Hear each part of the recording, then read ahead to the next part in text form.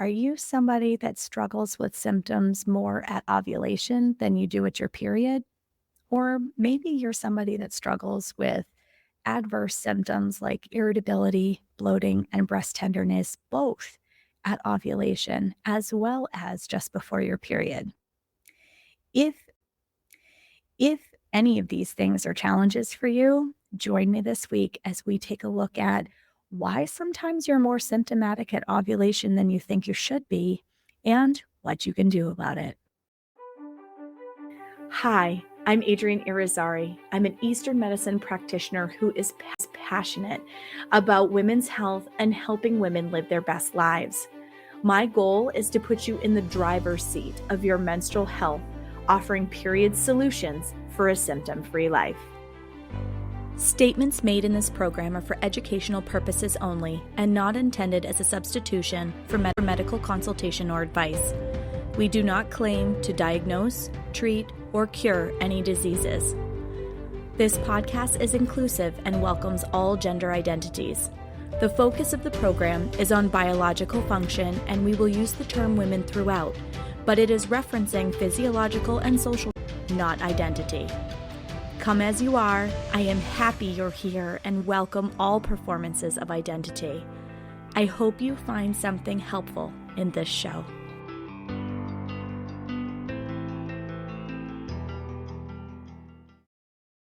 Welcome back to another episode of the Reproductive Rebel podcast. I have had a string of clients who have come in recently complaining about what they call PMS symptoms at ovulation, meaning that they are pretty convinced their period is coming because of all the adverse symptoms that they are experiencing, only to find that their period actually arrives 14 days later like it's supposed to. So why does this happen? For some people, they experience true PMS, premenstrual syndrome, leading up actually arriving. For some people, they describe symptoms that are similar to PMS, bloating, irritability, breast tenderness, and all of these things are happening at ovulation. And then once ovulation passes, they start feeling like a normal person again until their period arrives. PMS truly arrives just before their period does. So why does this happen? In Chinese medicine, there is this understanding that's called liver qi stagnation, and that correlates with stress. Any of you out there stressed? Stressed? I kind of think that in our modern world, you kind of don't have a choice. Stress is something that we eat for breakfast, we pride ourselves on, and it can affect the way that our cycle shows up. Now, a lot of people think symptoms are correlated with the onset of the period. But for many of the clients that walk in the door to see me, they actually complain about, I don't know why, but in the middle of the month, I get this stabby or pinchy pain. And I feel like my boobs are huge and swollen and sore, and I feel bloated and irritable. And then after a few days, it stops. And it's like I'm waiting for my period to start early, but it never comes. So let's go back to what we talked about in the early part of season 2. So if you are just joining us, check out episode 3 through 7 in season 2. I go step by step through each of the phases of the cycle. You also can check out Body Basics, which is my course that talks through how the phases of your cycle work. But ovulation is a chi event. Okay, it's an energetic event, and it is the little small micro event that kicks off the luteal phase or the second half of your cycle. And if there's not enough energy, if that energy is stuck, i.e., liver qi stagnation, then we can get symptomatic during this period of time. So, okay, we live in a stressful world. What can we do about it? Right? The first thing that I would encourage you to do is learn about the phases of your cycle. so that you have an understanding of how your energy is supposed to change from day to day, one segment of your cycle to the next. Because we live and work in a world that is built for a 24-hour testosterone cycle. It is not built for a 20 hormone cycle that you will find in bleeding bodies. Because of that, we are expected to work at the same pace, same cadence, day in and day out. We are expected to be productive at the same level day in and day out because that's what a testosterone dominant body can do. And that's not how a 28 to 30-day bleeding body is designed to function. We're given gifts in each of the phases of our cycle, and I discuss some of those in detail in Body Basics. I also have a course called Cycle Productivity that teaches you how to plan your work around the gifts that you get in each of the phases of your cycle. But when you know more about how your cycle functions, you're able to work with the changing energy in your body rather than against it. Because the more we try against the river and work against the natural ebb and flow of our cycle throughout the month, we create the right environment for liver qi stagnation to abound. So you're pushing yourself beyond your limits. You're pushing yourself beyond the limits that different hormones allow you to function at. And then we're scratching our heads and totally puzzled as to why we're having these symptoms. So liver qi stagnation is the culprit behind, or that's the official of why this can happen. And for some people, ovulation can be absolutely miserable, and then the onset of their period is no big deal. For some people, it's in both places, at ovulation and at the onset of their period. So how can we deal with this? Finding ways to cope with stress is going to be really important. Many of us work outside the bounds of what our body is designed for. I can tell you that one of the greatest gifts that pregnancy has given me is it has really shown a big spotlight on how often, even me, I teach you guys about this stuff, and yet I still struggle with working beyond the capacity of my body sometimes. And my body tells me when I do that. But pregnancy has made me hyper aware because it's not me anymore, right? It's so easy for us to put ourselves at the bottom of the list, not prioritize taking care of ourselves. Our body is screaming for rest and we can hear the call, but we're like, oh, but I have family coming in from out of town and I have this party that I have to go to and I just don't have energy, but I need to go on this visit or see these people because I've been putting them off. Like, we live in an overscheduled world. We do. We live in an overscheduled world. We are expected to be in spring and summer energy all the time. Going, producing, we celebrate hard work and constantly producing and how much we build our value and self-worth. If you haven't heard the episode that I did with Angela Castrino about a woman's worth, I highly recommend you go check that one out. It was an excellent episode that I did with Angela Castrino, who is a food prep chef. And she was finding that with her clients, everybody else in the family was eating the things that she was making. And sometimes her clients wouldn't even prioritize themselves, predominantly female, to allow themselves the time to sit down and actually enjoy a meal because they needed to be constantly in motion.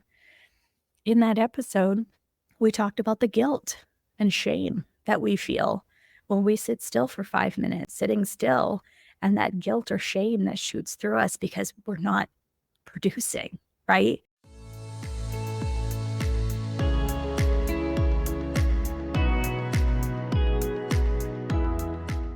I'm going to pause this incredible episode to share an opportunity for you to join me as a reproductive rebel. As you know, I'm a holistic women's health practitioner who practices with a focus in East Asian medicine. I truly am one of a kind in the way that I practice, and that is a part of what makes me a rebel. I am here to disrupt a healthcare model for women and provide natural and effective solutions for all phases in a woman's life.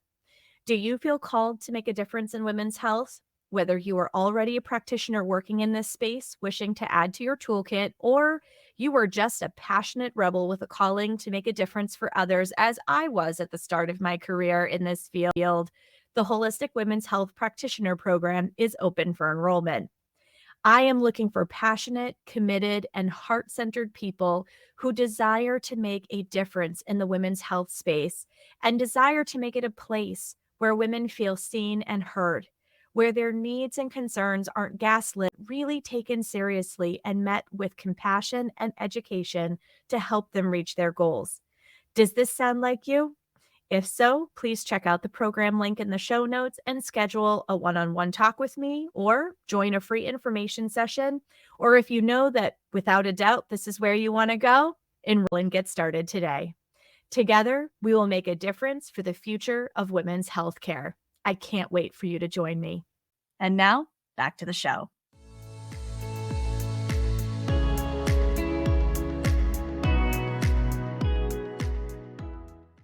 And that is the container that we live in. But that is the container that creates these painful symptoms, these emotional symptoms that people can feel irritable, angry at people around them until ovulation passes because you've got and you're tired. And now your body is trying to do this big energetic event and you just don't simply have gas in the tank. There's nothing wrong with you. You're just working outside of the capacity of your body. So steaming can be a really great way to reduce some of this pain. Why? It helps to create movement in the chi so that things aren't stuck.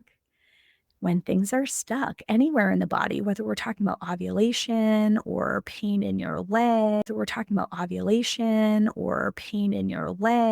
or things like that, it means that fluids or energy or both are stuck in a particular area.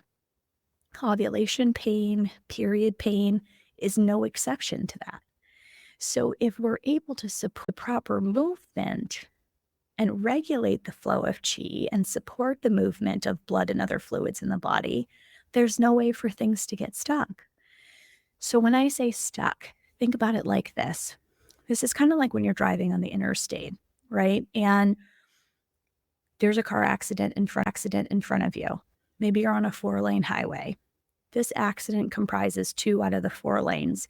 Everybody comes to a standstill, then slowly people start to fold themselves in to the 2 lanes, and then they go around the accident, and then traffic speeds up again. Okay, that's an illustration of what stagnation looks like.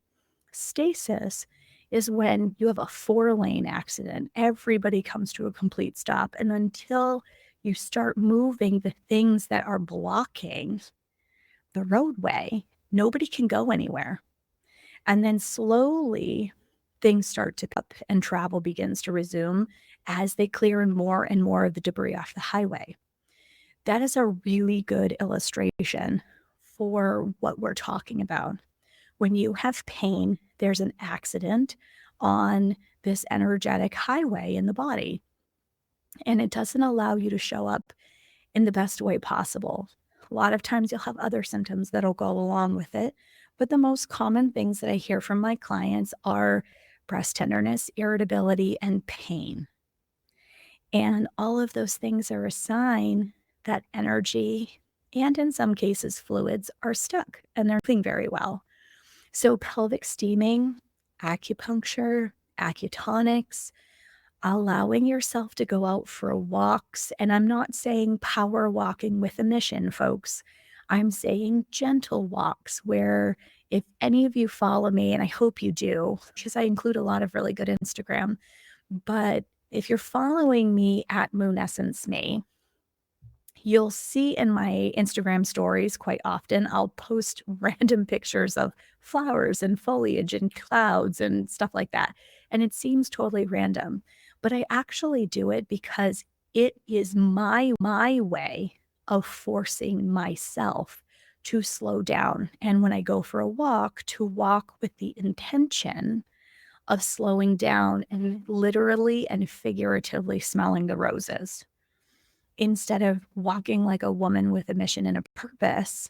I mean, sure, do I do that? Office, I walk to the mailbox in order to be able to get my blood flowing. But when you're able to slow down and enjoy some of those little things in life and literally meander, it takes that fight or flight feeling like you're being chased by a saber-toothed tiger, which is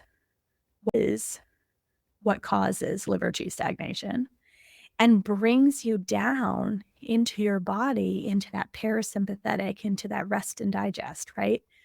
And tells your nervous system, hey, I'm not being chased by a tiger anymore. I can actually stop and smell the roses. And being able to give our bodies that break and float back and forth, because we need to have the flexibility in our nervous system to get ourselves away from the tiger, but then also be able to switch it off again. And a lot of people have a hard time switching back because we're so overly stressed out, overscheduled, and overstimulated all the time. So I would encourage you to make it a regular practice to literally take a walk and go smell the roses. Walk slowly. You're not walking with distance in mind or calorie burn in mind. You're walking to observe things in nature around you, to hear the birds, to smell the fresh air. Taking note of those kinds of things can help you slow the pace down. Slowing that pace helps move the blockages out. Acupuncture recognizes in the body. Sometimes acupuncture refers to them as waterways. I like thinking about them kind of like interstates because I feel like traffic jams and traffic challenges is something that we can all relate to. But when we're able to slow things down, our energy doesn't get stuck. And something as simple as a nice, slow, leisurely walk on a regular basis. I'm not talking once and it's going to fix everything. I'm talking about making this a meaningful part of your day to day. And in making it a meaningful part of your 15 minutes, that adds up. And you will notice a very different experience with the symptoms that you get around ovulation. Slowing down and smelling the roses, bringing in another modality like acupuncture or acutonics, which is acupuncture with sound. So for those of you who are needle adverse, I would highly recommend checking out acutonics because you're using the same points and meridians that you would in acupuncture. Or something like pelvic steaming. Pelvic steaming is so good for dealing with ovulation pain. It helps to get energy and fluids moving. There's a relaxation that happens in the muscles, not only in your pelvis, but pelvic steaming actually affects 37 muscle groups in your body. How cool is that? So the more you're able to bring warmth and relaxation and things, the more you're able to naturally decrease the difficulty that you're having with symptoms around ovulation. If you're interested in more information about either pelvic steaming and working with me, or if you want to check out the Body Basics course, there will be information in the show notes. Thank you for joining me for another episode of Reproductive Rebel. Reproductive Rebel is recorded by certified peri-steam hydrotherapist and acutonics practitioner, herbalist, and Chinese nutritional therapist Adrienne Irizarry of Moon Essence. Want support, ordering from our store, or checking out our course offerings, visit our website at moonessence.life. Be sure to subscribe to our newsletter and get insider information on upcoming events and offerings. Join the conversation. Like and follow us at MoonEssenceMe on Instagram, Facebook, or LinkedIn. Your voices make this program possible. Thank you all for your continued support.